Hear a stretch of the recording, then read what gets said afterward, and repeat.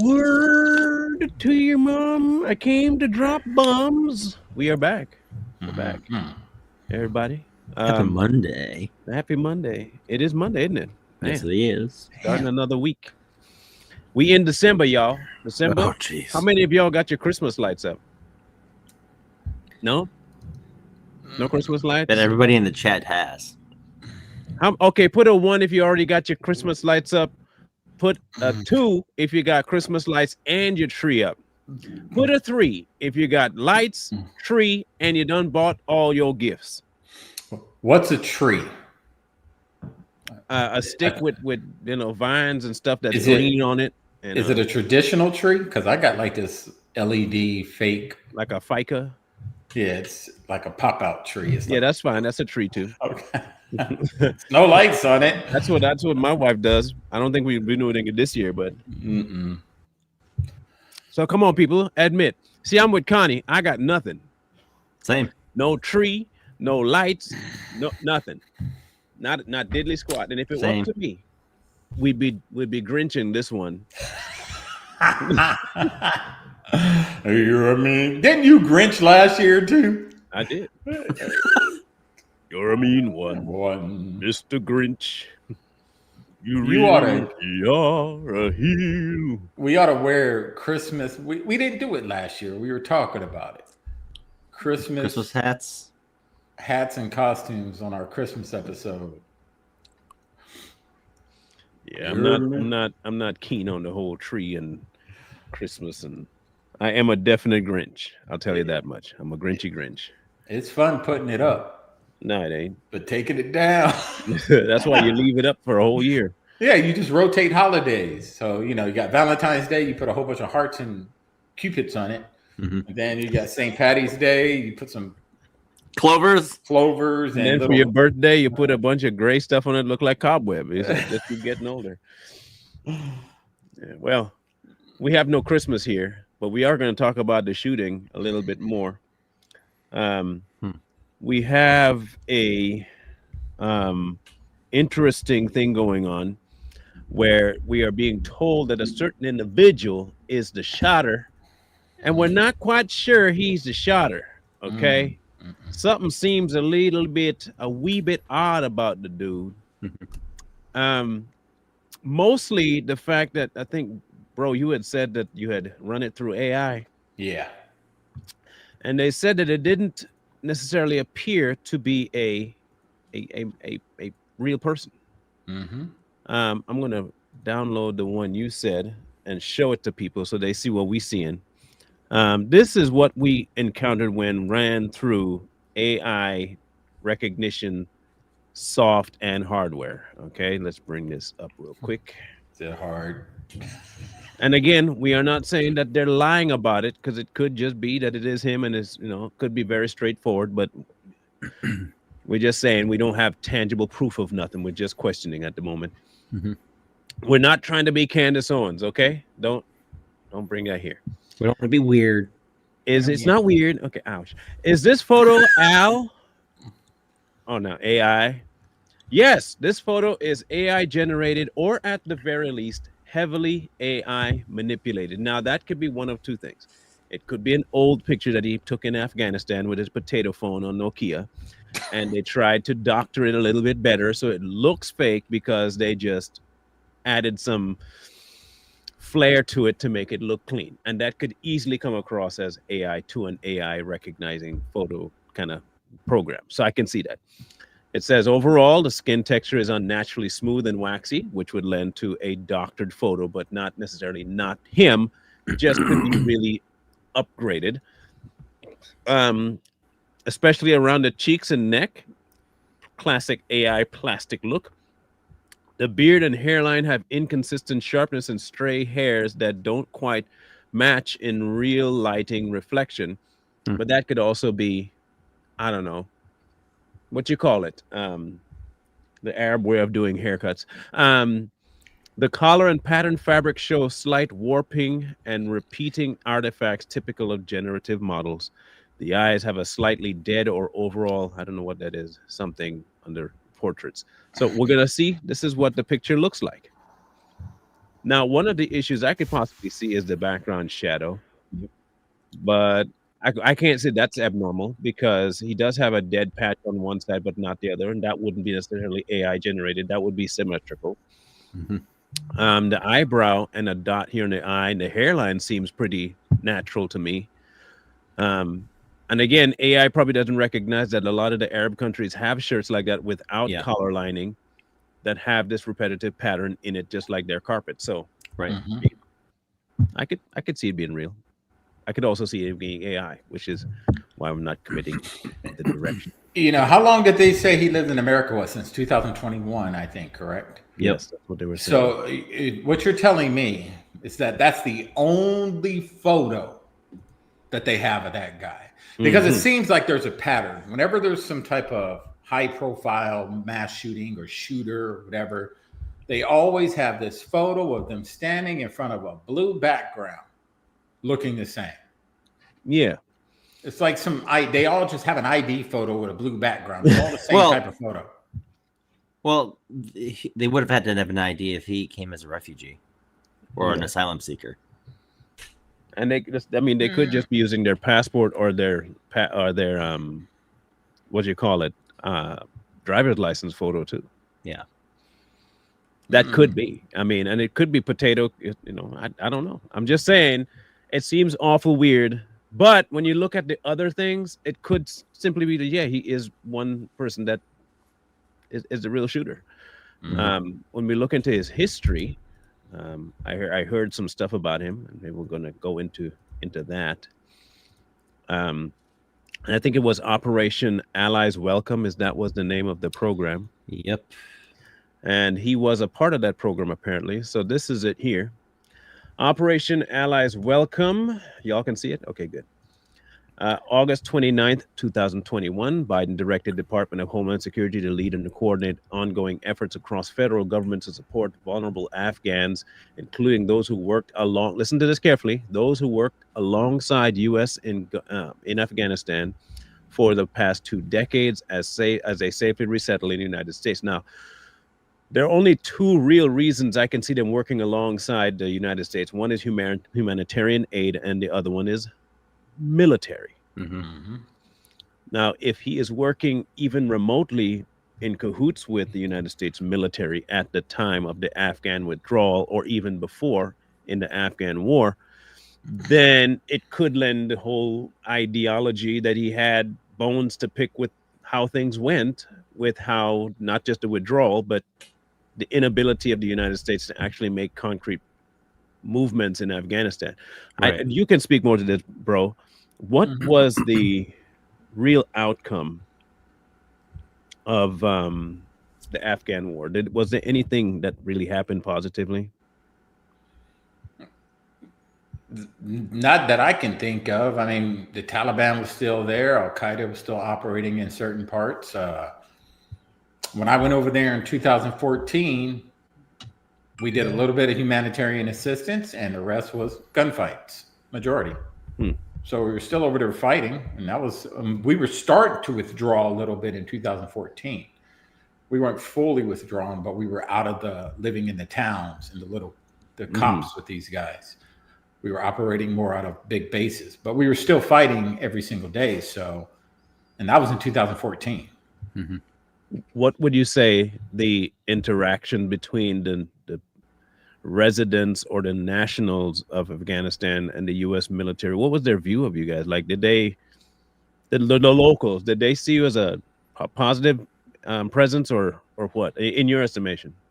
Some of them did. It just depends on where we were operating out of. I mean, when we were closer to like the major bases, the big air bases, the people usually outside of those bases that lived in those little towns, a lot of those people were used to seeing us around.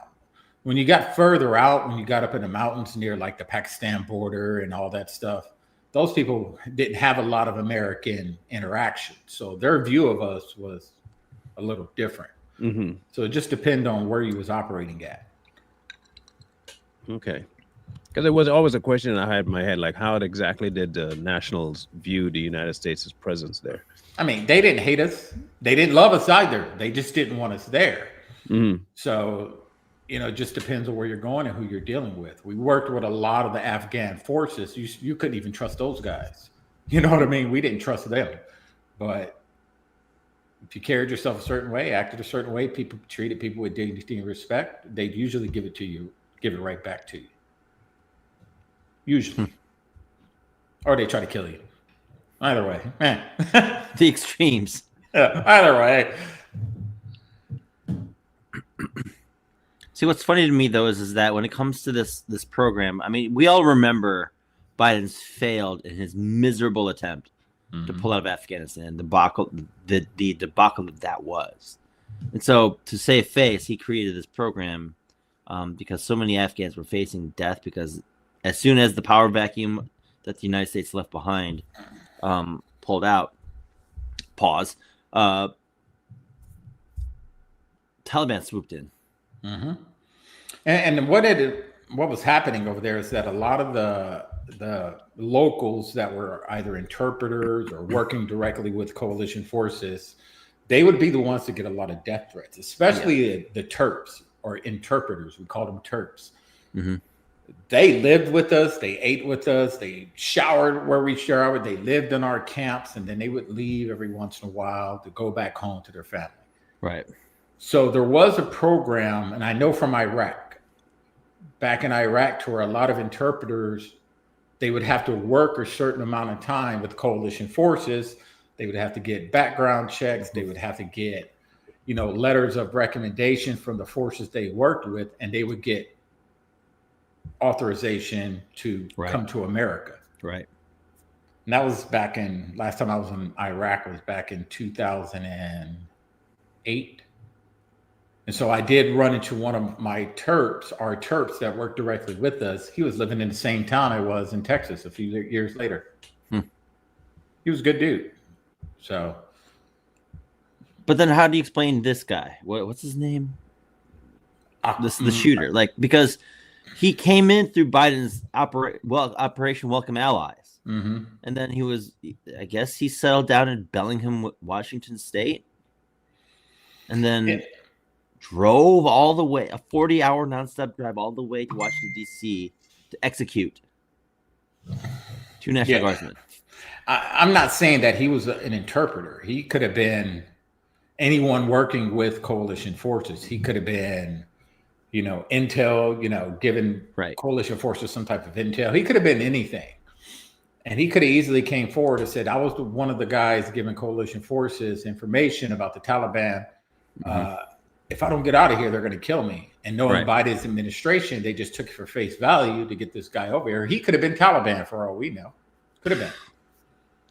Could have been anything. Got him over here based off what he told him. Right. Now, what they're saying is that he working with CIA. There's all types of theories out there, but we really don't know. And he's just one. Imagine how many more that are considered sleeper cells operating in our country right now, like him. So here's what's interesting about this, the whole Operation Allies Welcome. They have a couple of operational procedures and whatnot. And the first one is screening and vetting prior to arrival in the United States. The U.S. government is working around the clock to conduct security screening and vetting of vulnerable Afghans before they are permitted entry into the United States, consistent with the dual goals of protecting national security and providing protection for our Afghan allies. As with any population entering the United States, DHS, in coordination with interagency vetting partners, takes multiple steps to ensure those seeking entry do not pose a national security or public safety risk. DHS deployed approximately 400 personnel from CBP, Immigrant and ICE, the TSA, Coast Guard, Secret Service to Bahrain, Germany, Kuwait, Italy, Qatar, Spain, and the United Arab Emirates to conduct processing, screening, and vetting in coordination with the DoD and the DOS and other federal agencies to conduct interviews as needed, with the goal of bringing in United States Afghan nationals who worked for the U.S., as well as other vulnerable Afghans. The rigorous screening and vetting process, which is a multi-layered and ongoing, involves biometrics and biographic screening conducted by intelligence, law enforcement, and counterterrorism professionals from DHS and DoD, as well as the FBI, the NCTC, and additional intelligence community partners. This process includes reviewing fingerprints, photos, and other biometric and biographic data for every single Afghan before they're cleared to travel to the United States, which includes this guy. So I want to know what happened between the moment he lands in Bellingham, Washington, through this Operation Welcome Allies, to a couple of days ago where he's executing National Guardsmen. I could probably answer that for you because he landed here in Washington State. We have a very high ratio of illegals here because they don't care. The state is not even purple. It's not. It's blue, blue, blue, blue, and so they don't vet for a whole lot. There's a lot of. I mean, Chaz. There was a Chaz zone here for crying out loud. So it's not. I think that was by design that he ended up here. And I still didn't hear any of the last that came in on the tail end. But did they mention anything about criminal history? Well, no, but they. Well, according to the Biden administration, this particular, what is it? Program. It's a multi-layered, ongoing process of vetting that involves biometrics and biographic screenings. It includes reviewing fingerprints, photos, and other biometric data for every single Afghan before they're cleared to travel to the United States, which included this guy. So I don't know if there's anything regarding criminal background checks, but it doesn't. But it also says that they're trying. They worked with a whole bunch of these agencies throughout these locations to conduct processing, screening, and vetting to make sure that whoever comes in does not pose a national security or public safety risk. Yeah, it's hard to vet these guys. And, I know in Iraq in 2000 and... Damn, I'm going back in time. Hold on. 2003.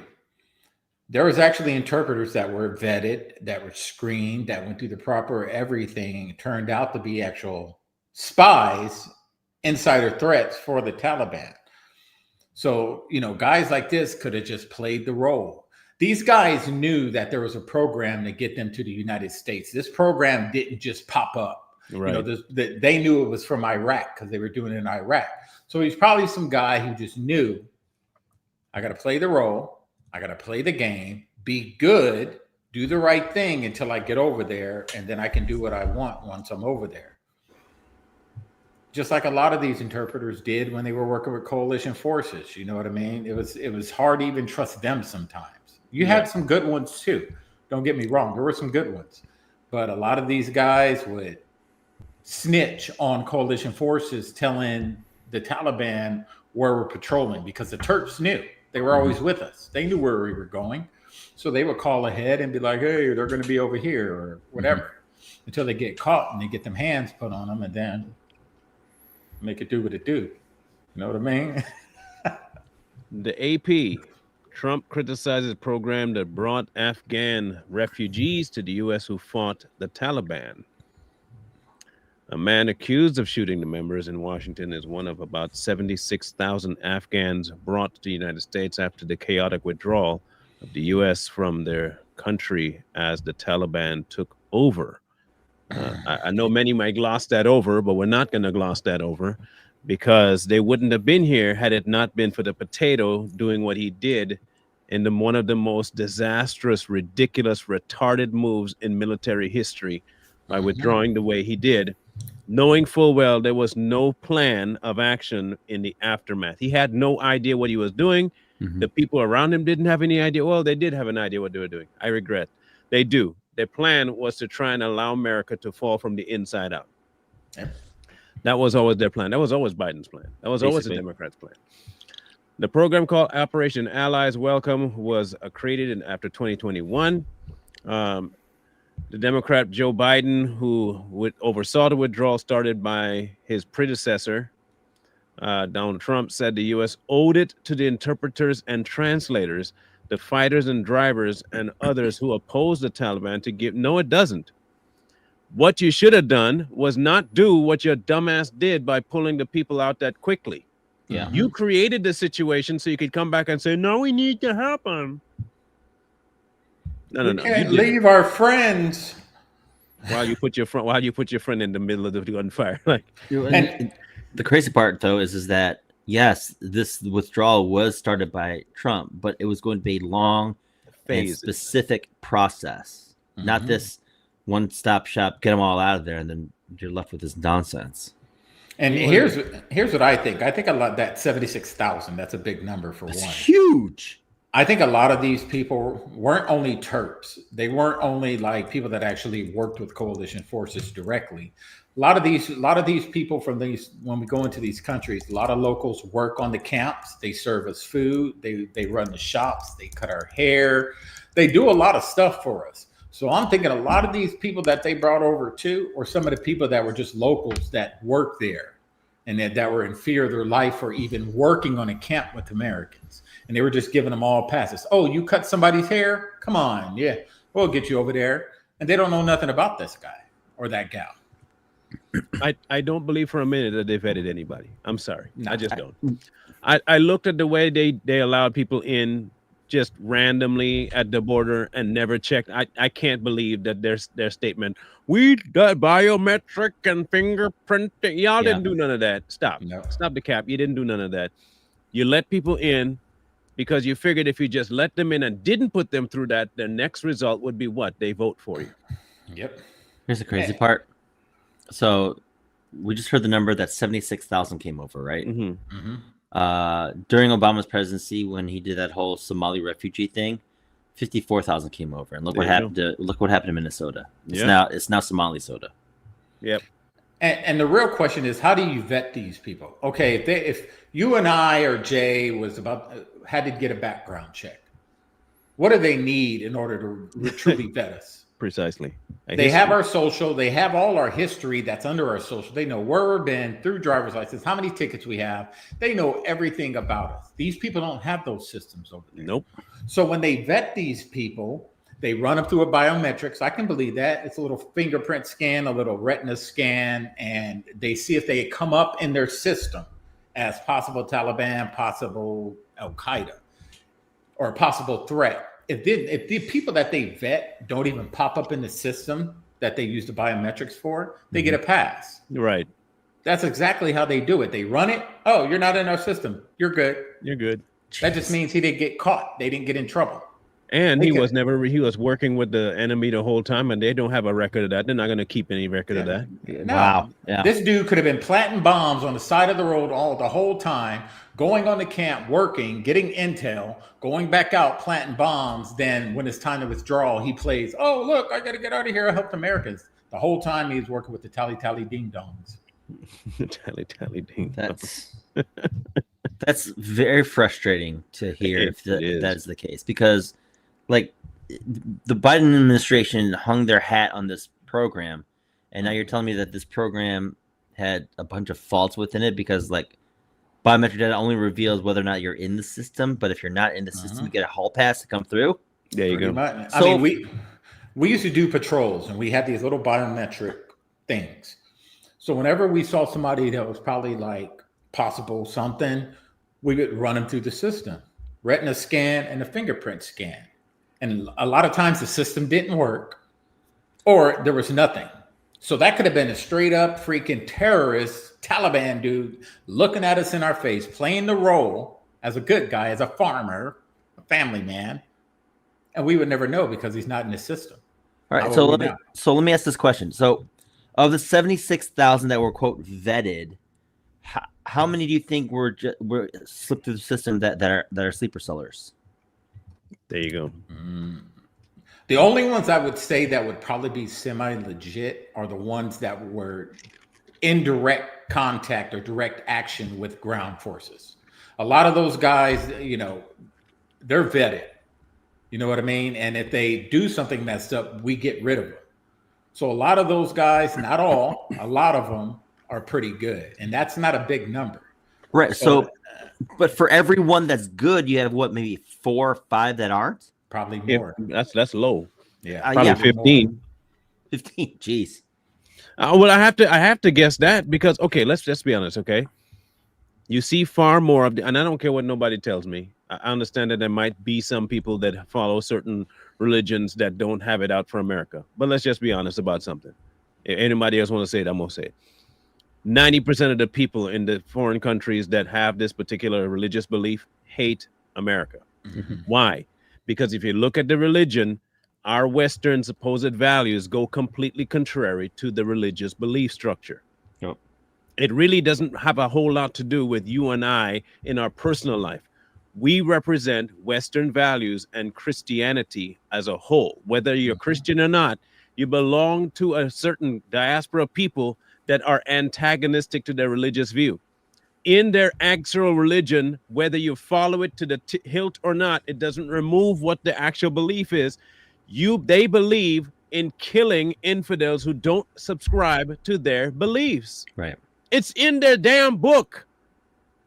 I don't care who out there is a Muslim that might hate me saying this. It's in your book. If you don't follow it, good for you. But you can't tell me it's not part of the teaching of the actual religion. Miss me with that. Right. It's in there. So obviously they're going to hate us. Obviously, if we go over there, and for a long time we've been over there doing dumb stuff, I get it. So we kind of made ourselves the enemy too. But from long before the advent of America, they've been hating people that don't share the religion. Mm-hmm. So I don't want them here. If they're from there, we don't want them here. Because if you come here, the only thing you're coming is to be part of what? The one entity you hate. And how are you going to assimilate that? You're not going to assimilate. And have they assimilated? No. So it's not foreign for him to go and just start killing people that have a different religious belief than him. That's written in the code of the DNA of their religion. Yeah. I can't get mad necessarily at it, because you should have known this is what they'll do. I mean, maybe I'm just, just too biased. I don't know. And you're right. I just don't understand their way of thinking that they're going to come over here and make a whole country assimilate to their way of life. Mm-hmm. That means you have to get rid of the Constitution, which is never going to happen. Nope. You have to get all the men to turn in their weapons. That's never going to happen. You have to get rid of Christianity, Catholicism. That's never going to happen. So how are they thinking that they're going to come over here, look at us in the face, people like us, and say, you will assimilate? And we're just supposed to be like, okay. They'll do it by violence, and that's the only plot. And if they do it by violence, what's going to end up happening?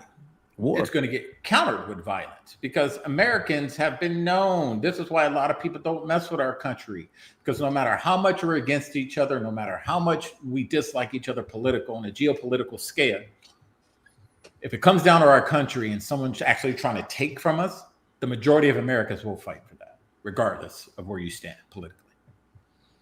And it's just weird to me that they have this ideology and we still allow them to come here and not have some sort of a fail-safe for if they even remotely act up. I understand that the Constitution says freedom of religion, but if that religion is antagonistic to the whole thing that says it's about freedom, you can't allow it. That's right. It's here to destroy the thing that's giving them the right to destroy it. So get rid of them. The same way I look at people on the left and the extreme right, if your ideology goes against the thing that's giving you the right to have the ideology, you don't deserve to have a voice here. That's right. You just don't. Mm-hmm. I'm sorry. No, you don't. You don't belong here. Go find another place to be where you can express yourself the way you want, around people you want to be around. If you don't like us here, then don't bring your stupid ass here. Like, nobody wants you here. Call it hateful, call it bigotry. We don't want you here. You have nothing to offer us. You're worthless individuals. You follow an ideology that's all about violence, and nobody likes you. You're like the kid at playground time where nobody picks you for anything, not even tetherball. Because all you do is walk around and hit people when they don't give you a shot that you think is fair. Mm-hmm. So no, I don't think the Constitution allows for the hate of the Constitution. I think the Constitution tells you straight off that the only way you can be protected by it is to be under it. And if you don't want to be under it, how the hell are you going to get any sort of protections from it? You don't deserve that protection. That's like me letting somebody into my house, and I have house rules, and my rules indicate that anybody is welcome. And you waltz into my house, and you start to kick my dog and punch my cat and light my kitchen on fire, you think you're going to stay in my house like that? Brother, the fact that you're in my house, you got your right to be here. Cool. I let you in. Then you disrespected my household. One of two things will happen. You either going to get tossed out because you won't be able to walk no more, or you're going to get drug out because you can't move no more. But I'm not allowing you to continue destroying my house just because you are free to come. That part. You should have enough respect that when I invite you into my home, you should treat my home with respect, because the home that let you in is not yours. Mm-hmm. How is that difficult to ask? And it's the thing is that all these leftists out here protesting right now for these people. They're protesting for the same people that would kill them easily. Like that. Yeah. They're not safe. You're not separate. I guarantee a lot of these leftists out here protesting, if those Muslims, some of them, I'm say some of the leftists, they went up to them and say, you will freaking be a Muslim or else. They would cry. They would fight tooth and nail not to join that religion. But they're out here protesting for the same people that want you to convert to their religion. And if you don't, they wish death on you. Mm-hmm. They want you to change your whole way of living, your whole way of thinking. They want to dictate how you treat your wife, how you treat your kids. They want to dictate what you eat, how many times a day you pray. And if you don't, you're done. And you're fighting for these people.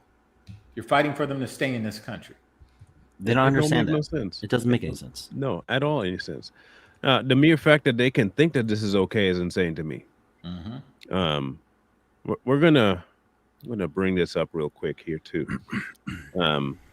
Take that down, because we had said something some time ago. In case people missed what we said, we had brought up an idea. Bro did. He kind of did a prediction thing. We are the oracles. Guard. You understand what I'm saying? That doesn't line up with the National Guard thing. The National Guard would not have had a hand in that particular religious activity. Let's put it like that. You know what I would think? I would think this guy who did the shooting was probably a interpreter that worked with American forces overseas. Usually when these interpreters work with us and they help us out, they give them some type of status for where they can move to America. And he worked hand in hand with. Why is he naked? Stop right there. Why is he naked? Why is he naked? Perfect timing for everything. Yes. Why is he naked? Why is he naked? No, like it was a prediction. This was before we knew anything. Remember, it happened the same day we were going live. Yeah. Come to find out, bro was right. Trust me, it wasn't the first time we've been right about stuff. We've been right a lot about stuff. We just don't get recognition like Ken. No, that's okay. We don't get the recognition. Now, if we did get the recognition, man, we'd be blowing up. Yo, we just don't get recognition like the Officer Tatum's and the Candace Owens. We be predicting stuff, and they don't even predict nothing that's right. They're always wrong. Yeah. We're the Alex Jones of indie podcasts. Like we're batting probably around 95% right now. Yep. It's right. high. That's pretty high. And 95%. What? Come on now. Come on. That's proof that the truth is not well loved. And I'm not saying that we're prophets or we can tell the future. We just know how to connect the dots, guys. But we know how to read tea leaves. That too. It comes from being very observant, and that's the key. And when you observe everything that's going on, you start putting the pieces together, and you're like, wait a minute. Wait a minute. Then you can tie it all together. Wait, bro, that was Friday when you said that. Yeah. That was Friday. But that's how my mind works, man. It's like ching chang chong. That's right. Ching chong, ching chong. Let me see if I can zoom out because I don't like that banner. Okay. What is Operation Allies Welcome? The program officials say brought the D.C. shooter suspect to the U.S. The suspect accused of shooting 2 National Guard members. By the way, the female one is dead now. Yeah, So the other one's still critical. Mm. Near the White House, came to the U.S. through a Biden-era program to resettle Afghan nationals called Operation Allies Welcome. Homeland Security Secretary Kristi Noem said Wednesday night former President Joe Biden launched the operation. We figured that already. Noem said the suspect identifies as Rahmanullah Lakanwal. Mm. Rahmanullah Lakanwal. We'll call him Ron. Ra. We're going to call him Aman Ra for now. Batala. Arrived in the U.S. September 8, 2021. He applied for asylum in 24 and was granted it the following year under the Trump administration, multiple law enforcement officials told CNN. Now, that part, every time I hear this multiple officials statement, you had names for everything else, but not that one. Yeah. Good point. Yeah. You know what I'm saying? Hmm. Like everything else is solidified, but you can't solidify. You would have the name if it was true. You'd have had the name. Mm. I'm just saying you'd have had something more than just officials. Most Afghans who arrived under Operation Allies Welcome were well allowed to enter and remain in the U.S. for 2 years. There's no permanent immigration status. More than 40% of the migrants admitted to the program were eligible for special immigrant visas because they took great risks to help the U.S., like you were saying, bro. Or related to someone who did, according to the Department of Homeland Security. 1 year later, the program was renamed Enduring Welcome as the U.S. pivoted to a long-term. See, there it is. Wow. Long-term strategy focused on helping Afghans with civs, and through the existing U.S. refugee admissions program, over 190,000. Whoa, that's double and 50. That's a double plus 50,000 people. So they're telling me that 190,000 Afghans helped coalition forces. Right. So 118,000 more than they said initially. Okay. Have settled in the U.S. under both Operation Allies Welcome and Enduring Welcome. In recent years, the issue of resettling Afghans has become politically fraught, and application process has slowed, thank goodness, leaving thousands of vulnerable people in limbo in third world countries like Pakistan. Okay. An estimated 260,000 Afghans have applied to come to the U.S. and are still waiting. Keep waiting.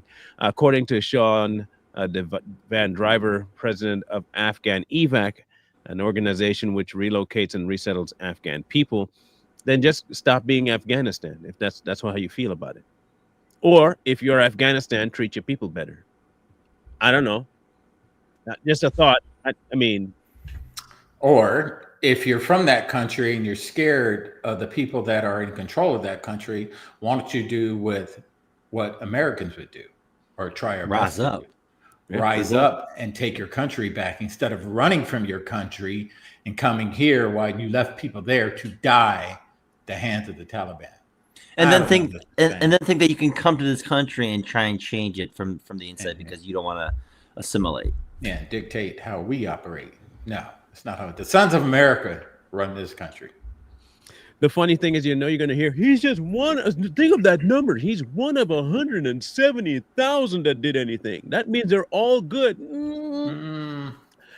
No, because just because you say that only one got caught shooting 2 people don't mean that there weren't many more that did nefarious things that you never heard about. You know, the stuff that you ignored for 4 years, that kind of stuff. You know, the crime that skyrocketed in the United States with that vegetable in charge. And didn't they just catch a guy trying to plant a bomb recently? Yes, they did. Yeah. Okay. And that's not saying during that time that there weren't sleeper cells being created throughout the land. Maybe this guy was just a guy who tested it. Test the waters. Go out there. He tested it to see the reaction of the forces on the ground and our government. He wanted to see how we would react. He's not some lone dude. I don't buy that at all. It's a whole network of these people. He was just the guy to go out there and do it at that moment to test the waters. Period. Point blank. I concur, Rich. I can concur. I get the idea that all religions should be freedom to operate, but there's also Satanism, there's voodoo, that does child sacrifice religions. You want to include them too. There are certain things that conflict with law. Mm-hmm. If it conflicts with law, then you're obviously not abiding by the law that gave you the freedom to have that religion. And I don't think people are using common sense. Listen, yes, the Constitution allows for the freedom of religious expression. But when your religious expression violates the same Constitution that gave you the expression ability, you are no longer covered by it because you violated it. I got a question. Yeah. If the very Constitution gives them the ability to express their religious, worldview, but that worldview also impedes upon the capacity for somebody like you and me to travel, i.e., praying in the middle of the street, limiting my ability to travel, which is a violation of my Fourth Amendment right. How do you respond to that? Run them over? No, wait. Well, yes, but all right. So, what are 3 things that everybody quotes that our Constitution guarantees us? Freedom of expression. Life, liberty, and pursuit of happiness, right? Right. So if any religion, I don't care Declaration what, does that, yeah. All right, I'm sorry, the Declaration. So if any religion violates those 3 things, they shouldn't be allowed in the country. What does Islam violate? Everything. Life, liberty, Pursuit of and happiness. pursuit of happiness. So if it violates the Constitution, you can't operate. I guarantee if Christianity was out here doing the same exact thing. Now, They'd shut it down. They'd shut that religion down so dang fast because it's Christians. Islam, they're just a marginalized group of people. They're religion of peace. They're A piece of you here and a piece of you there and a piece of you over there. They love that religion of peace. Cut you from ear to ear. Ear to ear. They make you smile all the time. Come on, and they love you dressing real professional. Even the people like the Colombian mafia like you dressing in style with your necktie like that. So we was let them in too. Like are we? Did we park our brain? I guess we did. The government did park their brain because now a woman can be a man and a man can be a woman, and all that stuff is now legal. Kids can be dogs and animals in classes and all this retarded stuff. Yeah, we have lost our mind. We have lost our mind. There are certain things you can't make peace with, people. And it's okay to say you cannot make peace with it. Yeah. It is okay because the basis of it is antithetical to peace. They don't want that. They want conformity. They want you to comply with their ways, not the other way. They won't even allow you to be who you are by yourself. Yep. If they would just do their own thing and annihilate each other, feel free to annihilate each other. You do it anyway in Muslim countries. Yeah. You ain't never seen a peaceful Muslim country. Nowhere. Not once yet. Show me one. Show me a Muslim predominant country that's peaceful. Would slave labor be considered not peaceful? Yes, that would be considered not peaceful. Okay, then there's none.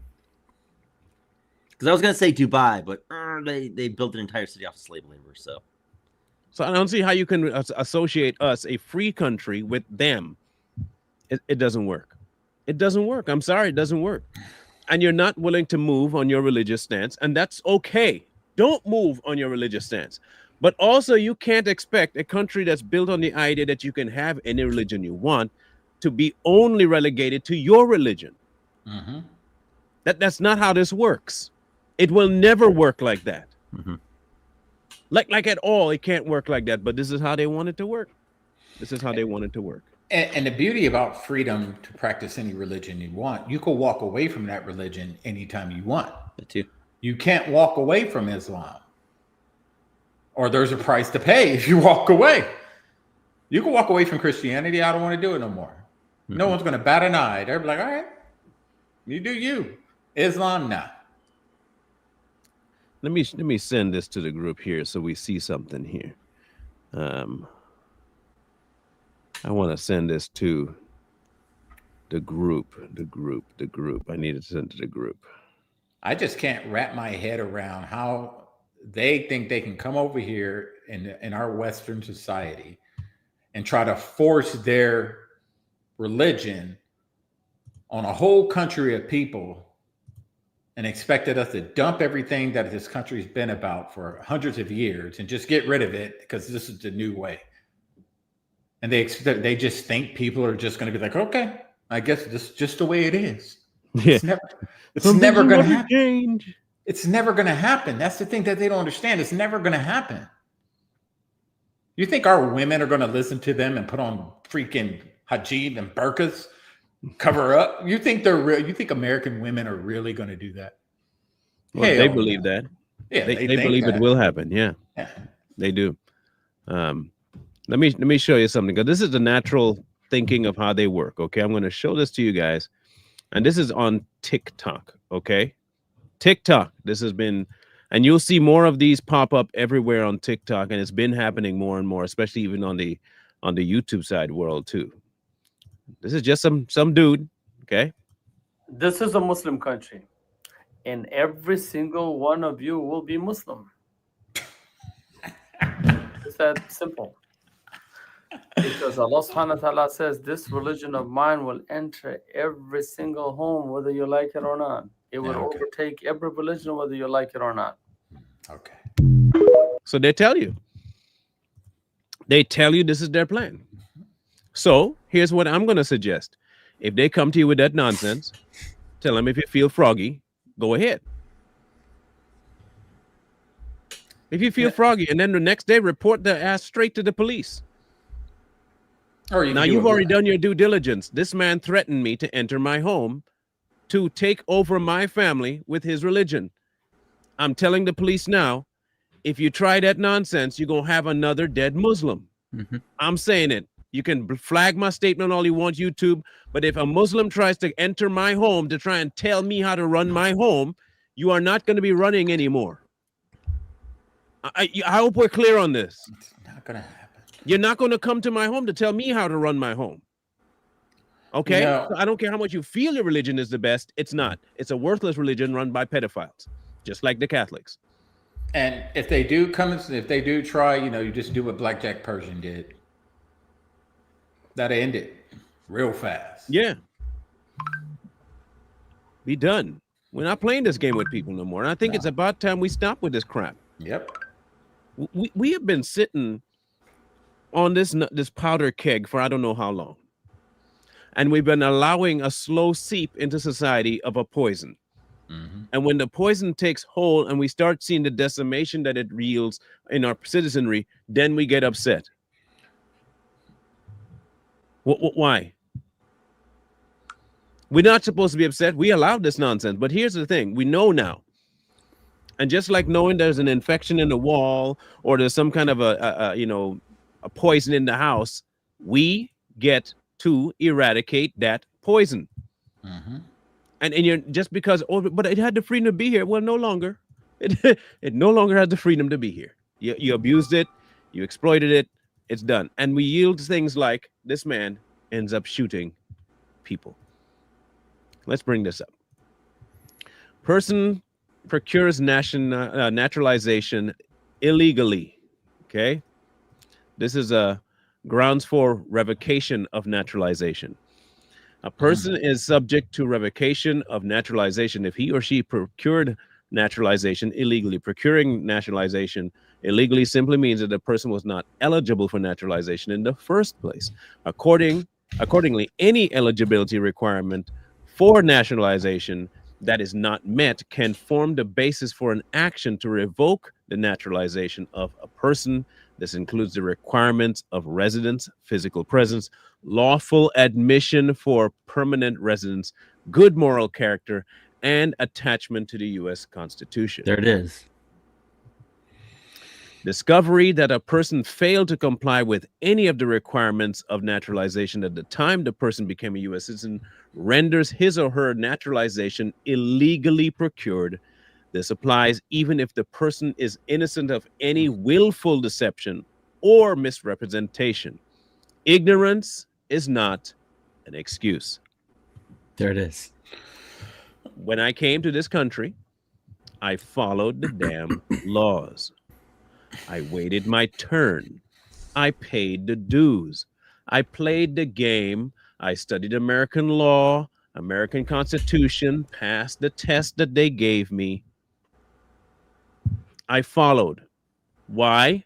Because I was moving here to become a citizen of America, not to bring my baggage from a different country to try and make myself something else and American. I am now an American. I used to be a Trinidadian. I am no longer that. My heritage in my history is still there. My mom is there. I am not. I have no affiliation with the laws of Trinidad. I have no allegiance to Trinidad. My allegiance lies with the American government and the United States of America. Point blank, period. Because I became a citizen. That's what you call assimilation. And if you can't do that, take your behind somewhere else. Go back to the third world country. Go back to the place that you wanted to leave so badly if you want to fly that flag. Yep. We'll wrap you in the flag and send you back too, so you go back home looking all patriotic. And Marlon, what's one thing that you have to give up your allegiance to your former country when you get naturalized, correct? Yes. So you have to swear allegiance to the United States of America. Then we have politicians like Ilhan Omar and many of these other politicians that are naturalized citizens who prop up the country that they came from over the American people. You have deputy sheriffs in Minnesota. I saw that, yeah. Who are propping up Somalians over the country or over the people he represents. Somalia is first. So people like that have already broke what Marlon just read. Basically. They've already broke that. So Elon's up here crying about she's probably got to go back. Yes. Yes, when you get up there as an elected official, a representative, whatever you want to call yourself, and you get up there and bash the president of the United States, and you're not even a natural born citizen, you got to go. You got to go. Send you back over there, and you can go to the Moog. Mogadishu. Yeah, the Moog. Mogadishu. You can go back to Mogadishu and sell rice patties next to the ocean or whatever you guys do out there. Not the rice patty. All your inbred and all that other stuff. The IQ is like 60, the average IQ. Go back over there. Maybe you can teach them something because you don't want to be here. You hate this country. We don't want you here. I would agree with you, Barbara, except I have one dispute with that. One. And the differences between the Native Americans and the fight with the Muslim is that the inherent nature of the American Indian and America at the time was not a religious fight. It was land dispute. Major difference. What this particular people want to do is an ideological takeover that you can't even believe what you want to believe. Yep. Right. No one's stopping the American Indian from being American Indian here. We won the war, though. And as such, our rules prevail. The same way they did when they took over from or usurp authority of another tribe of same Indian descent. They went around conquering each other, and you couldn't bring and your rules into the camp of the Chippewa. If you're a Blackfoot, you couldn't do it. Right? That you didn't bring your other rules that you had in that camp over here. So it's a completely different thing. One's a law-based and territorial thing. This one is ideological and religious. Yeah. So I would say, yeah, we might get a slight feeling of how the American Indians felt, but not really. Not really. Their intention is to come here and revoke all of our values that we've had. We didn't do that. There's at least in my mind, I might be wrong, but that's just my view. We have a big difference between the two. And if you watch how they run their sovereign nations, which they have right now, by the way, I don't want people to realize, but the American Indians have sovereign nations. And you see something happening within the sovereign nations of the Indians. There is a caste system that they naturally created because that's what they were before. Right. The whole of their time of conquering was a caste system. They seem to gravitate and like that, where the top absolutely have dominion over the smaller ones, and they just live in squalor. And the reason I know it is because we have multiple ones around here in Washington State.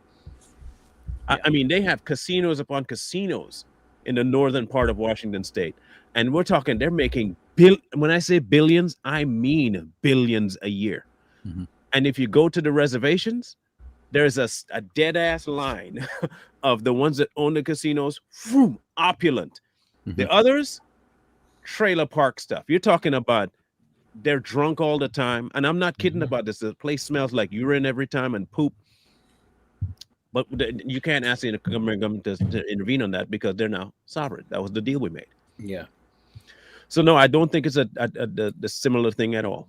I don't think we get a taste of how they feel in any way, shape, or form or fashion.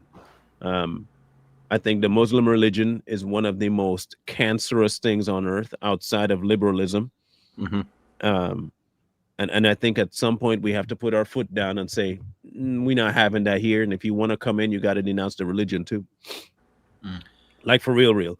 Or if you're here and you're one, you got to make sure that you don't practice the extreme stuff, even remotely listening to, adhering to, thinking about it, you get ostracized and sent out. I think that's the only way we can do it, because you can't take the chance of somebody being here and following those particular rules of that religion and thinking we'll be safe. We have a history of them doing dumb stuff to us, and we shouldn't be tolerating that. We shouldn't be tolerating that.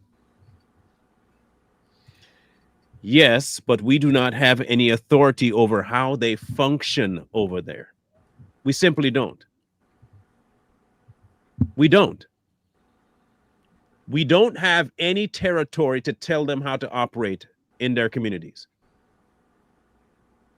They have their own police system here. Trust me, I'm telling you, they have their own system that we don't intervene on. When the tribe has problems, they take it to the top of their tribes. They don't take it to the American government. Yep. Here in this little town I live in, there's a casino right up the road. It's a small town, and it's all reservation over there. And yeah, the police don't go up in that area. It's dark, houses all scattered all the way around. It's on the north side or the south side of town, but that's their own area. And you don't see any police driving through there and doing anything up in those areas. I mean, of course, they have to have some sort of a treaty with the U.S. that keeps them tied here because they're on American land now, because the American government owns that land now. They lost that war. But as far as what they're restricted from doing, we can't.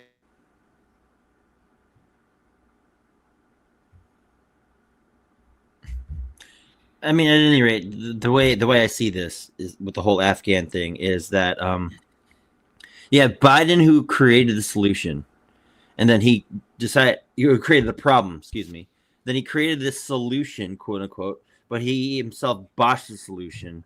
And here we are today trying to lick the wounds that he inflicted upon the American psyche, basically, by importing how many? 100 and what?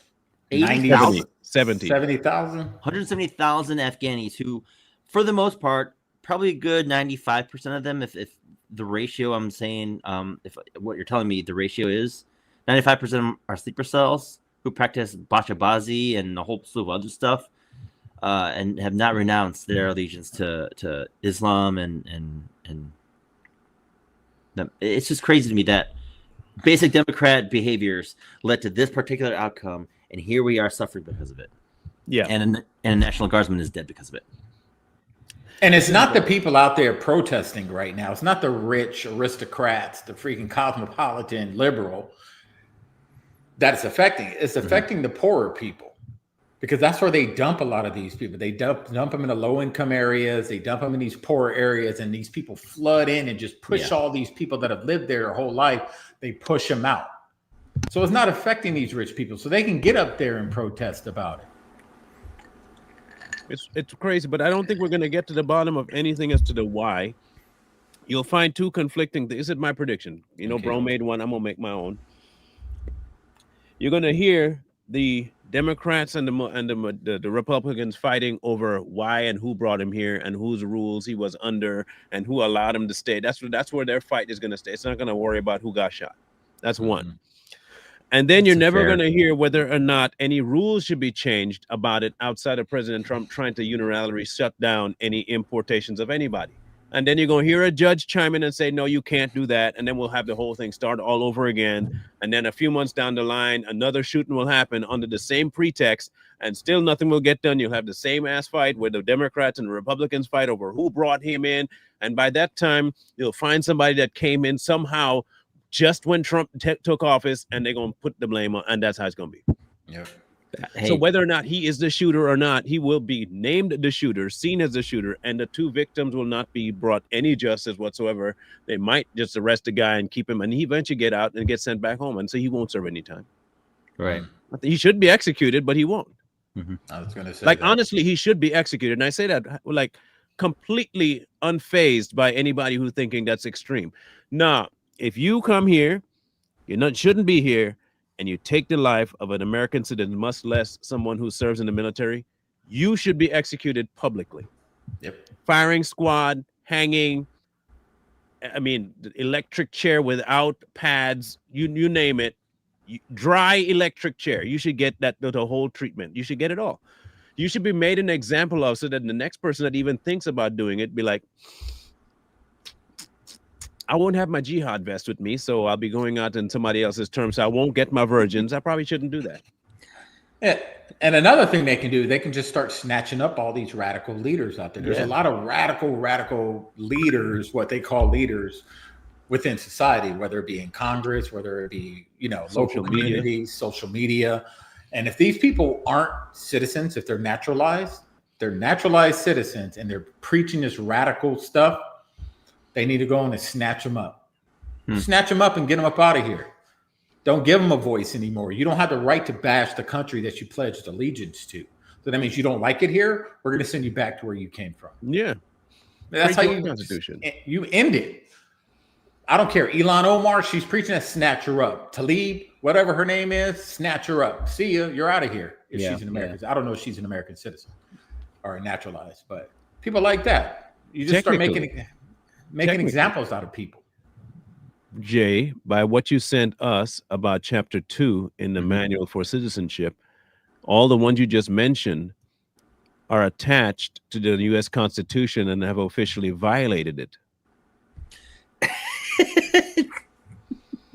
So if you're officially violating the U.S. Constitution, then obviously you should be, a revocation should kick in, especially if people like Ilhan Omar. You should be revoked of any rights you have and sent back to where you came from.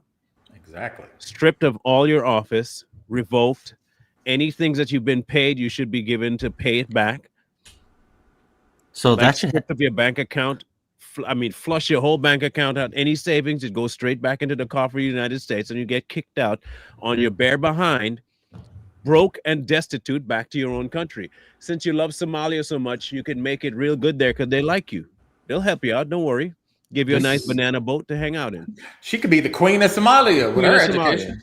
You can talk to Starvin Marvin. Marry him. He'll like you. This also applies to Mamdani as well, doesn't it? It does. Yep. One thing you have to remember is whenever these people take their oath, or they're supposed to take their oath, they take an oath to the what? To defend the Constitution of the United States of America. So if they take that oath and they go in there and start doing things that violate that same Constitution that they swore an oath to, their citizenship should be revoked if they're not an actual citizen. Yeah, it's kind of interesting. Just kind of interesting that people think that. That's what I want to see. But hey, will it happen? I hope that Trump just says, you know what? Screw it. Y'all think what you want about me. I'm going to implement as much as I can do without even a judge having to step in and just do the most extreme stuff you can do, bro. Go for it. Go for it. Take them all out. Remove them. Ostracize them. Whatever you just get rid of them. I don't care what you do at this point. I don't care how you do it. I don't care how violent you got to get. Don't care. Don't care. I got an idea, and I've said it before. I said, start deputizing all these people that can pass a background check, former veterans, former police officer, call them the sons and daughters of America. And they're just citizens that live within the community. They're just there, but they have the authority to snatch somebody up that's preaching radical stuff. Call them the sons and daughters of America. They get sworn into their position, and let us loose, man. Yeah, because we're out here, we're just sleeping, but we're ready whenever you guys let us loose. Let us loose. We'll help fix it. You guys can focus on what you're focusing on. Let the sons and daughters of America that are in every single town in America handle that. Think about it, Trump. Think about it. Think about it, buddy. I'll be your drill sergeant to get people back in shape because I am a former drill sergeant. I'll get everybody. Give them the rights to kick anybody they need out of the country very bigly. It'll be something we want to do. We want to do quick. We want to do efficiently. We want to do it better than anyone else. U.S. citizens do it better than anyone. And nowhere else on earth you can have it done. I mean, the Democrats have tried, but they're failing big. And we're going to make sure we beat the brakes off of anybody trying to destroy America. We're going to beat the brakes like no one's ever seen. I'm telling you. The road paths are going to be absolutely bare. And, just imagine some dudes in your neighborhoods that have been watching you and we get a hit, right? And they'd be like, hey, you got a radical guy that lives on the block of Durka and Muhammad Ali Avenue. And so they hit somebody up. They'd be like, hey, bro, get the team together. We need 12 guys. That's all I need, 12 guys. Yeah. Get 12 guys, and I need you to hit this house, snatch this dude up. I need you to hit at 3 o'clock in the morning. Done. We go in there, bam, boom, boom, boom, boom. We're in that room. We snatch him up, snatch his ass up, throw him in a van, and he's off. No one ever sees anything. Done that quick. Done that quick. And then they never know who we are. We wear masks. They don't know who we are. And we just go back home like nothing ever happened. And now, when you pick them up, you got to come through rolling with this.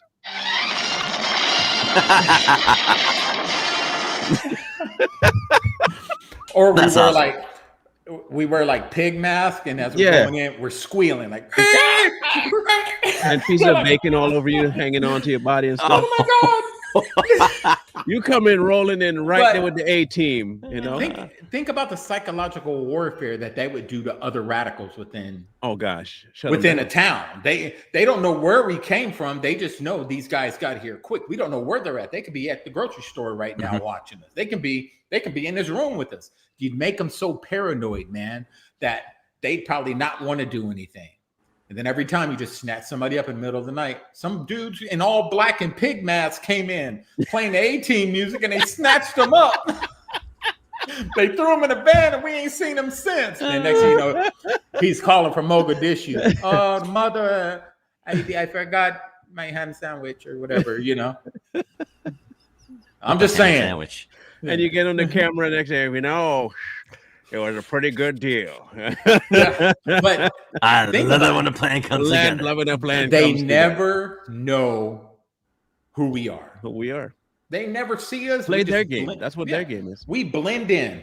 We're just normal dudes that go to the gym, go to the grocery store, still doing my TikTok videos and stuff, still doing those. And they never know. Then I get a phone call on the way. Boom. Call the team. Boom, boom, boom, boom. Done. Finished.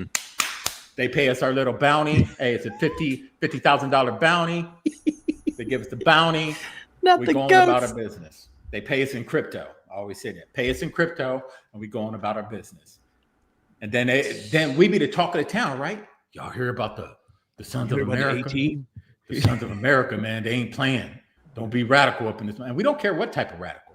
Radical Islam, radical this, radical that. If you're just an anti-American person, we snatch your ass up. Snatch. Whoop, whoop. Snatch. Whoop, whoop, whoop, whoop, whoop, whoop. Done. Sounds good? Yeah. Hey, sounds like a plan. Sounds good. I'm down. Yeah. In any case, we love y'all. Love y'all, mean it. Don't be a Muslim when you're around President Trump. Hey, we'll be back Wednesday. Maybe something else will break. We don't know yet. But there's lots going out. There's lots going on right now. And it's kind of hard to keep track of everything. You know what I do want to talk about is that meeting between Mamdani and Trump. I want to clown all the leftists that think that was a great move by Mamdani. I don't think y'all realize how much of a child Trump made him look like in that meeting. He put him in his place behind closed doors. What? All that bravado that he had, man, come on. I think that'd be a great one. I think I want to put, like, if I can make an AI picture of Trump and have Mamdani with a binky and a baby diaper and he's spanking Mamdani. If I can make that, man, what? Oh, that has to be it. AI won't let you do it, though. I'm going to try. I'm going to try anyway. I'm going to try. Even if I got to make take his face and put it on a picture like that and just do it myself, I can make it happen. Watch me do it. I think that's what we'll talk about Wednesday. Yeah, y'all let's down do with it. that? I'm down. Okay, cool. Let's have that conversation, people. Anyway, we'll vibe with you then. Mr. Lee. Like, share, comment, subscribe. We'll see y'all Wednesday. Peace. War.